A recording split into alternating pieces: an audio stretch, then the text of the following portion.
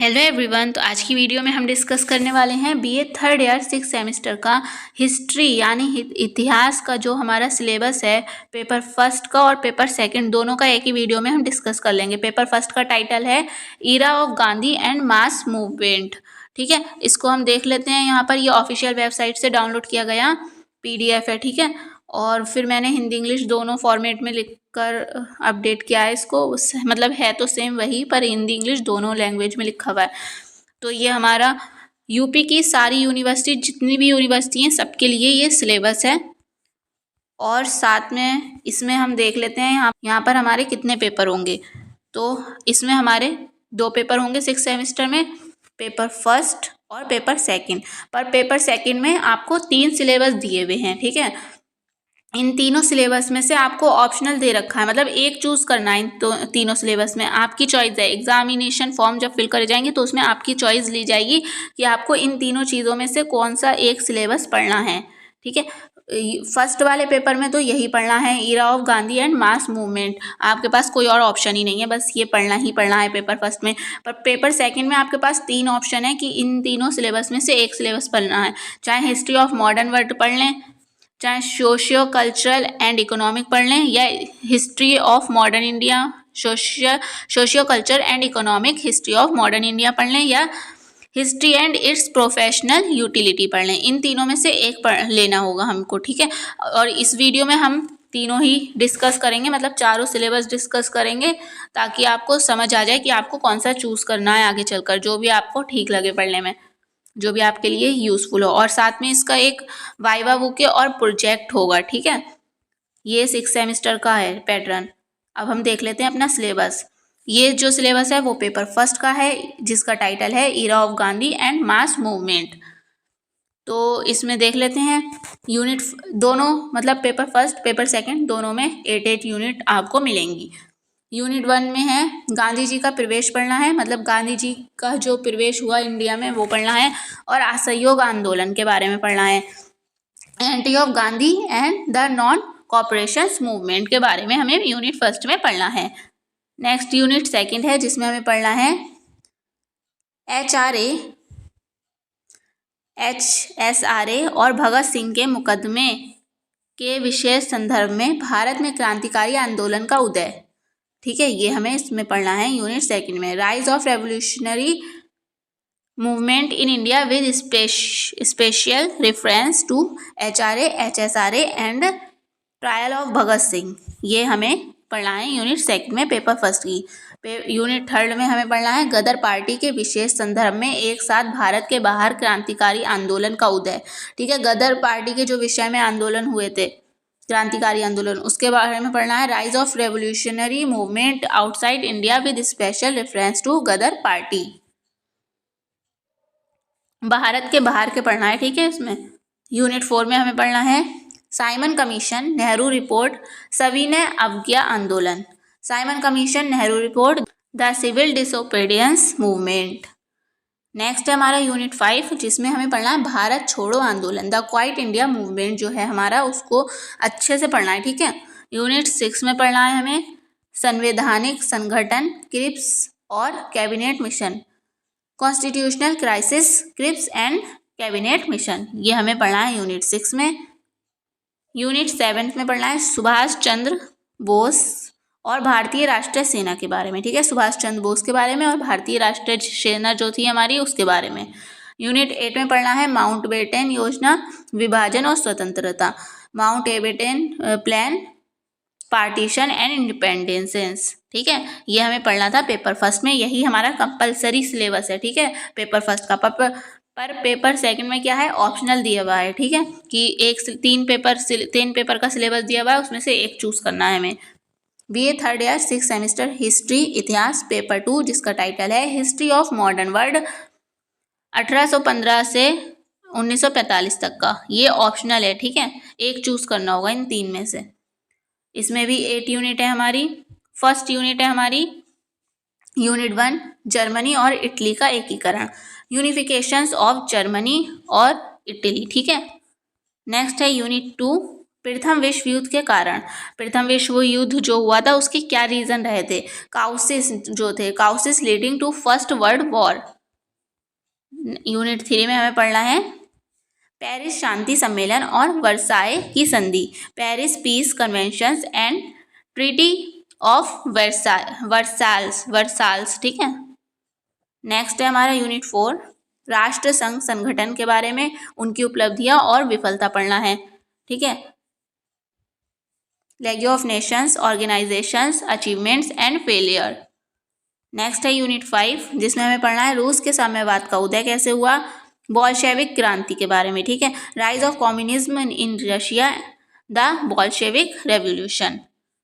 Next है unit 6 जिसमें हमें पढ़ना है तानाशाही का उदय, मैसोलिनी और Hitler, rise of dictatorship, Mussolini and Hitler. Next है हमारी यूनिट 7 विश्व मामलों में संयुक्त राज्य अमेरिका, आर्थिक मंदी और एफडी रूजवेल्ट की नई डील नीति, इसको पढ़ना है हमें यूनिट 7 में, ठीक है। आर्थिक मंदी और एफडी रूजवेल्ट की डील नीति, United state in world affairs, economics depressions and new deal policy of FD Roosevelt, ठीक है। ये हमें पढ़ना है यूनिट 7 में। यूनिट 8 में पढ़ना है द्वितीय विश्व युद्ध एवं संयुक्त राष्ट्र संघ के लिए अग्रणी कारक, factor leading for second world war and UNO. तो ये हमारा सिलेबस था पेपर सेकंड का ऑप्शनल। इसके अलावा पेपर सेकंड में हम ये भी चूज़ कर सकते हैं कि हम इसका भी पढ़ सकते हैं socio cultural and economics history of modern India 1700 से 1900 के बीच, ठीक है। आधुनिक भारत का सामाजिक सांस्कृतिक और आर्थिक इतिहास जो हमारा रहा है, सामाजिक और सांस्कृतिक और आर्थिक इतिहास, ठीक है, 1700 ईस्वी से 1900 ईस्वी के बीच। या तो हम ऊपर वाला पढ़ें या फिर ये पढ़ें, इन दोनों में से एक चूज़ करना है, ठीक है। तो इसमें हमारा है सिलेबस यूनिट 1 है सामाजिक एवं धार्मिक सुधार आंदोलन के बारे में पढ़ना है, सोशल एंड रिलीजियस रिफॉर्मेशंस मूवमेंट के बारे में। यूनिट 2 में है मुस्लिम समाज में सुधार कैसे हुआ, इसमें पढ़ना है reforms in Muslim society. Unit 3 है हमारी उपनिवेशक काल के दौरान भू राजस्व प्रणाली जो थी हमारी, उसके बारे में पढ़ना है, जिसमें स्थायी बंदोबस्त पढ़ना है, रैयतवाड़ी पढ़ना है, महलवारी प्रणाली पढ़ना है, land revenue system during colonial period, permanent settlement, ryotwari and Mahalwari system. Next है यूनिट 4 जिसमें हमें पढ़ना है ब्रिटिश काल में भारतीय हस्तकला का पतन कैसे हुआ, ठीक है, decline of Indian handicraft in British period. Next है यूनिट 5 जिसमें हमें पढ़ना है कृषि का व्यवसायीकरण और भारत पर इसका प्रभाव क्या पड़ा, ठीक है, commercialisation of agriculture and its impact on India, ठीक है, commercialisation of agriculture and its impact on India. Next है हमारी यूनिट 6 जिसमें हमें पढ़ना है धन के निष्कासन का सिद्धांत, धन का निष्कासन का जो सिद्धांत है, थ्योरी ऑफ ड्रेन वेल्थ, जो धन मनी होता है उसके निष्कासन का जो सिद्धांत है उसके बारे में हमें पढ़ना है। यूनिट 7 में पढ़ना है हमें रेलवे का विकास एवं उसका प्रभाव, रेलवे का विकास कैसे हुआ और उसका क्या प्रभाव पड़ा, development of railway and its impact. जो ये पेपर सेकंड है ये वाला, इसमें हमें समाज के डेवलपमेंट के बारे में पढ़ना है हिस्ट्री के नज़रिए से, ठीक है। तो इसमें लास्ट यूनिट है यूनिट 8 औपनिवेशिक काल में बैंकिंग प्रणाली का विकास, ठीक है, development of banking system in colonial period. तो ये हमें पढ़ना था पेपर सेकंड के ऑप्शनल पेपर में, या फिर हम इसको नहीं पढ़ना चाहते हैं तो हम ये भी चूज़ कर सकते हैं, ठीक है, 3 में से एक चूज़ करना है। तो ये भी हमारा इसका टाइटल पेपर 2 है history and it's professional utility, इतिहास और इसकी व्यावसायिक उपयोगिता, ये भी ऑप्शनल है, ठीक है। और ये जो सिलेबस, इससे हमें आइडिया हो जाता है कि हमें एक रास्ता मिल जाता है कि हम जो है फालतू टॉपिक कवर करने से बच जाते हैं, हम अपना सिलेबस ही कवर करते हैं, ठीक है। तो इसमें देख लेते हैं हम यूनिट 1 है पुरालेख एवं संग्रहालय का उपयोग, use of archives and museums, जो संग्रहालय होते हैं उनका कैसे यूज़ होता है, ठीक है। संग्रहालय मतलब जहाँ हिस्ट्री की चीज़ें स्टोर करके रखी जाती हैं, जो भी खुदाई जो भी उसमें निकलता है ना, वो सब जो होता है उसमें संग्रहालय में रखा जाता है, ठीक है। तो उसका क्या यूज़ रहा है।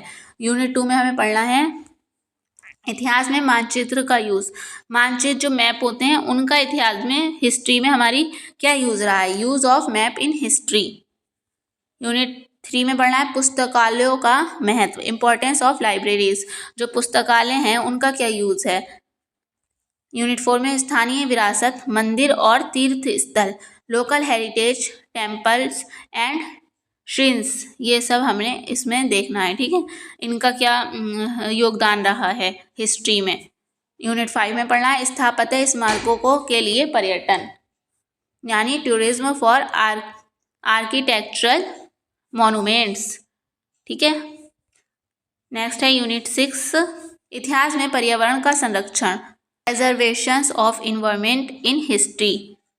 नेक्स्ट है यूनिट 7 जिसमें हमें पढ़ना है भारत में विज्ञान और प्रौद्योगिकी के विकास का एक ऐतिहासिक सर्वेक्षण, a history survey of development and science and technology in India, ठीक है।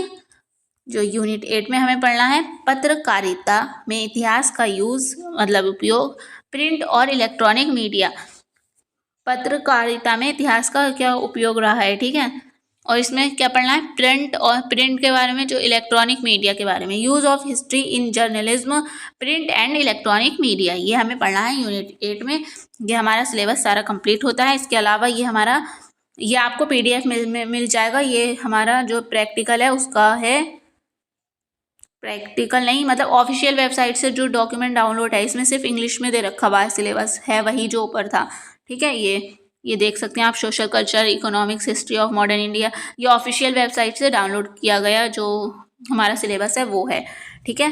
और ये हमारी क्लासेस स्टार्ट होने वाली हैं जल्दी ही BA 6 सेमेस्टर की, तो चैनल से आप जुड़ जाएं। हिस्ट्री की इसमें ऑल यूनिट्स होंगी और किस टाइप से होंगी, कॉन्सेप्ट प्लस MCQ, ये यूट्यूब पर ही स्टार्ट होंगी और ये बिल्कुल फ्री बैच है, ठीक है। कॉन्सेप्ट कराया जाएगा इसमें, साथ साथ MCQ भी कराए जाएंगे। नेक्स्ट है ये हमारा PDF कहाँ मिलेगा क्वेश्चन, तो PDF हमारा Telegram group learn with UP girl में ज्वाइन हो जाए, सर्च कर लें टेलीग्राम पर जाकर, या फिर आपको सीधे लिंक उसका डिस्क्रिप्शन में भी मिल जाएगा, वहाँ जाकर भी आप ज्वाइन हो सकते हैं, ठीक है। वहाँ आपको PDF मिल जाएगा, PDF भी बिल्कुल फ्री अवेलेबल है। और ये मैं बता देती हूँ, ये मैंने MJPRU जो रोहिलखंड यूनिवर्सिटी है यूपी की स्टेट की, तो वहाँ से ये सिलेबस डाउनलोड करा है। वैसे आपकी यूनिवर्सिटी का सिलेबस भी सेम ही होगा अगर आपकी यूपी में ही यूनिवर्सिटी है, पर 1-2 टॉपिक्स जो हैं हो सकते हैं ऊपर नीचे हों, तो आप अपनी यूनिवर्सिटी की जो ऑफिशियल वेबसाइट है उससे सिलेबस को डाउनलोड कर लें, ठीक है। और कमेंट्स में ज़रूर बता देना कि कौन किस यूनिवर्सिटी से है, ठीक है।